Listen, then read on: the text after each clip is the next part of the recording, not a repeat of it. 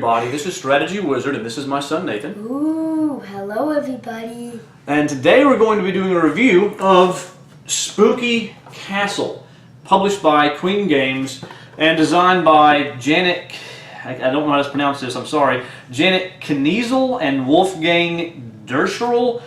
Maybe I got that right. Now, here's the thing. It's 2 to 4 players, ages 6+, so it's right at Nathan's age. So, and 20 minutes long, I'd say. And 2 to 4 players.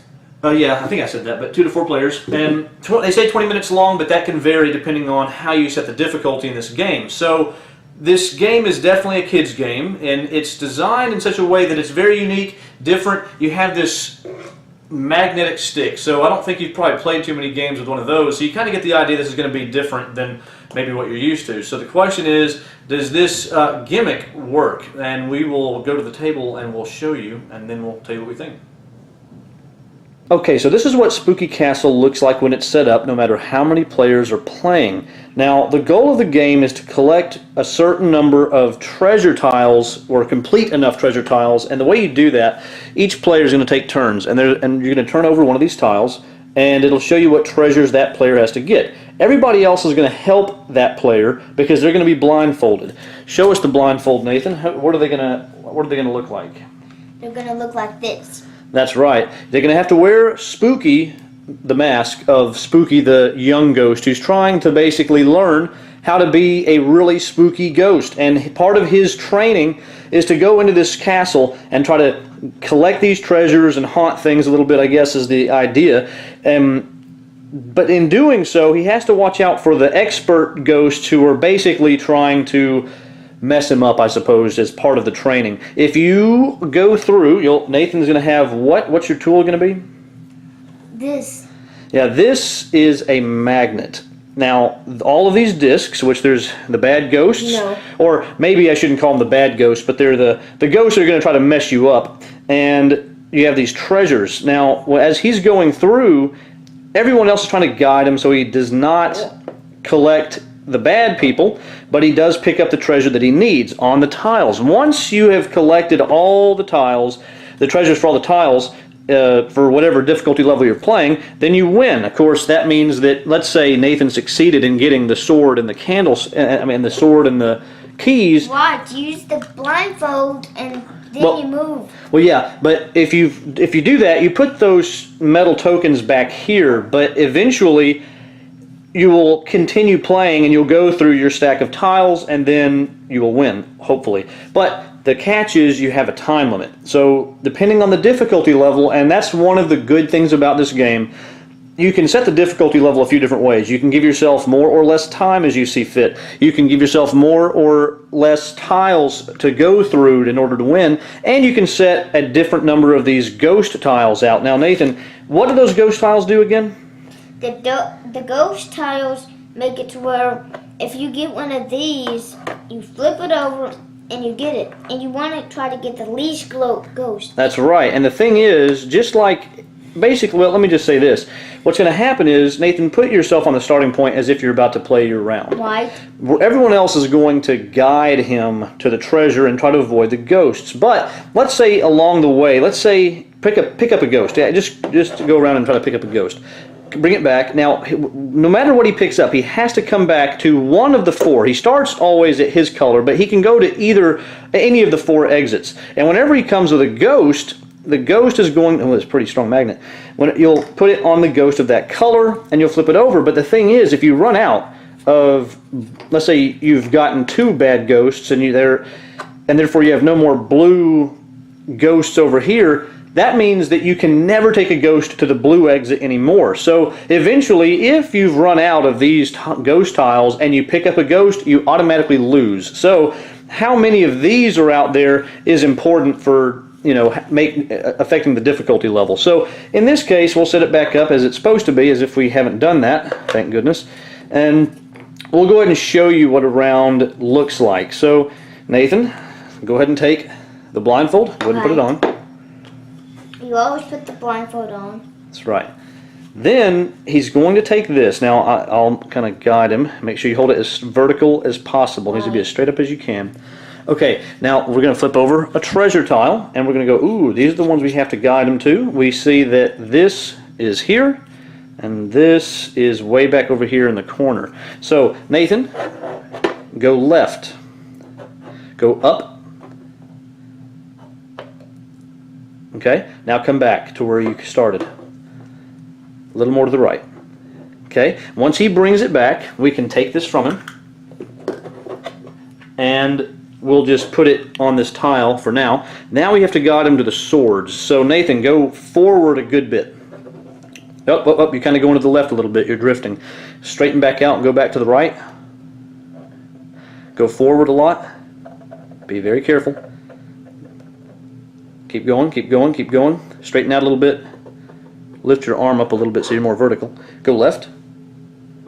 Okay, now he can go to the green, so I'm going to say go down a little bit and then go left all the way to the left. There you go. He made it there. So we take this, we've completed this tile. So then we put these back anywhere we want. And then we just throw this to the side. And then the next person takes their turn. They flip, everyone else flips over the next tile and guides them to the next two treasures. And we keep doing that until all of these tiles are gone through, or the time runs out, in which case we lose. Right. Or until there's no more purple ghosts left and someone picks up another ghost. So here's the thing. Whenever you're doing this, where's the magnet? Oh, thank you. Let's say I was playing right here and Nathan was guiding me, and I accidentally went too far and I grabbed this, but I also grabbed maybe the treasure that he wanted me to get.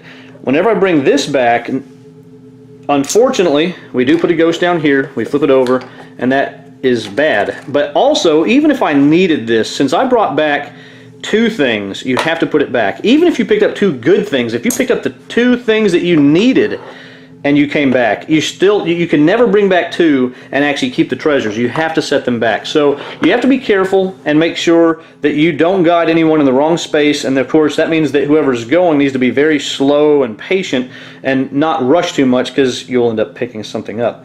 Now that's pretty much the way it works, but the setup can be slightly different because these pieces can come out, and it's two pieces per little wall section, so you can actually reorganize them. You could have the two big long pieces as part of the same piece, but this is just how I put them together this time. So you can change it up and you can rotate them however you want and change the general layout of the castle.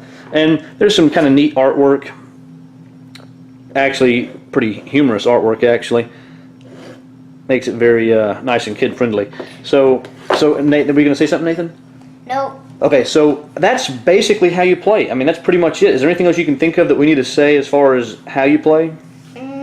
That's about all. Okay, well, in that case, we'll go ahead and go to the table, come away from the table, and we will tell you what we think about this game. Okay, so now that we know how to play, what do we think? First of all, component-wise, what are your thoughts? My thoughts are pretty good. Okay, so the cardboard is pretty good and thick.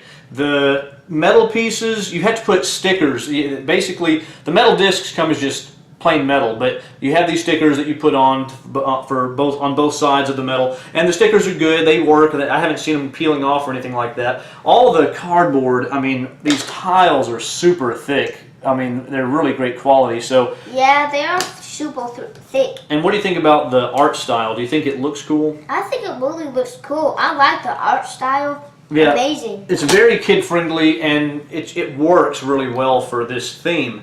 Now, as far as replayability, what do you think, Nathan? Replayability, I think it's amazing. I really like this game. And so you like playing it over and over again. It doesn't get boring. It stays interesting to you? It does. And I would agree with that, because replayability, basically every time is somewhat unique, because not only can you change the way the board is configured and the location of each different piece, but depending on who you're playing with and how you decide to work together and guide someone through the castle, it's just a unique experience that is, and it makes it stay special, I guess, and magical in its own way. However, the problem is, in my opinion, comes down to the difficulty. However, the good news is, overall, if you had a group of adults playing this, of course, it'd probably be too easy, because an adult's going to be very careful about what they're doing. But if you have a group of kids who are playing, and it may be an adult's helping the kids, you'll find, I think, that it works really well. Replayability-wise, you're going to have a lot of fun each time trying to help the kids figure out what to do. And if you decide that the basic game is too easy, you can customize it so simply. Make it to where you have less time to complete all of the cards or tiles, or add more tiles or whatever. You can really customize it to where the difficulty is appropriate for the people playing. I just think that, replayability-wise for adults, I would say there's not that much, just because it's maybe a little bit too simple. Now, that being said, strategy-wise, there's not a lot of strategy here other than just helping and working with with the person who was wearing the mask.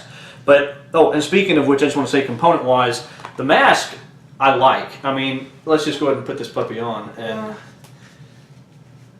functionally, it's great because you can't see anything when you're wearing it, which is awesome. But it's surprisingly it's held up a pretty good bit. They have these little round stickers right here that hold the elastic band, and they seem to be really good quality and hold up pretty well. The only thing is, whenever I wear this, I don't know why, apparently I'm just too sweaty, because every time I wear it, I end up having these sweat spots where my eyes are, so people may not be so excited about passing around something that might be getting someone's sweat on it.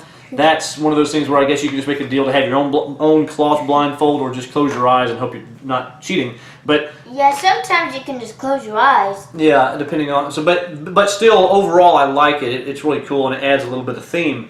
So everything kind of works together, and it keeps that kid theme going. So theme-wise, I would say it's even really good. I mean, you've got these ghosts, you're wearing the mask, and kids are going to get into that and enjoy the trying to help somebody. Now, education-wise, Nathan, do you think that this game is educational? I think just a little, because it can teach you how to make right decisions and think. That's right. And not only that, but whenever you have a kid sitting on the opposite side and they're trying to give directions to another player, they have to remember that right is not their right. If they want to tell the other person to go right, they have to think about being from the other person's perspective. And right, you need to get used to left and right. Yeah, and that's pretty cool, because Nathan's always sometimes forgetting which one's which in the heat of the moment, but this keeps him thinking about, what is the correct direction that they're trying to communicate, and whenever he communicates to someone else,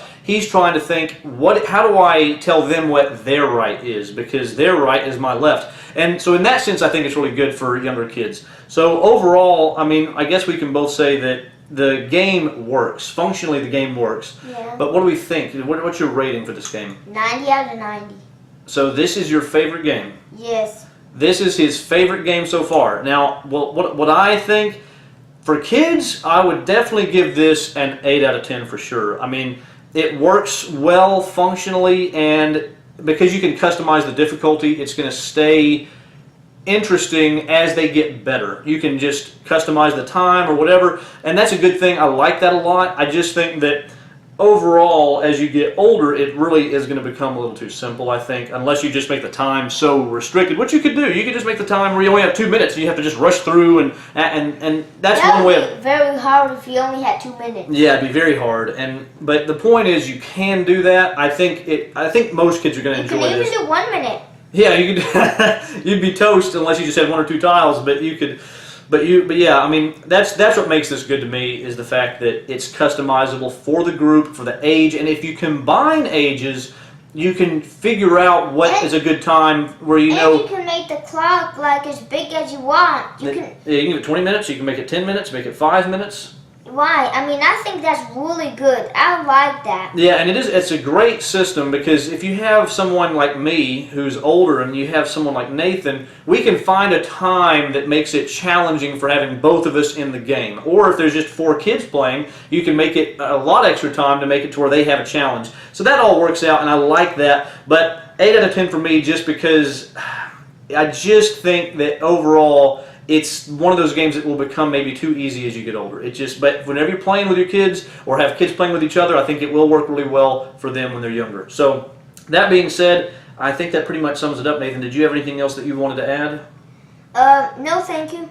Okay, well, we appreciate you watching the video. Thank you very much. If you liked it, I'd appreciate it if you'd subscribe, give us a thumbs up, whatever you want to do, and I look forward to seeing you on the next one. Isn't that right, Nathan? Right. Okay, well, we'll see you next time. Thank you very much.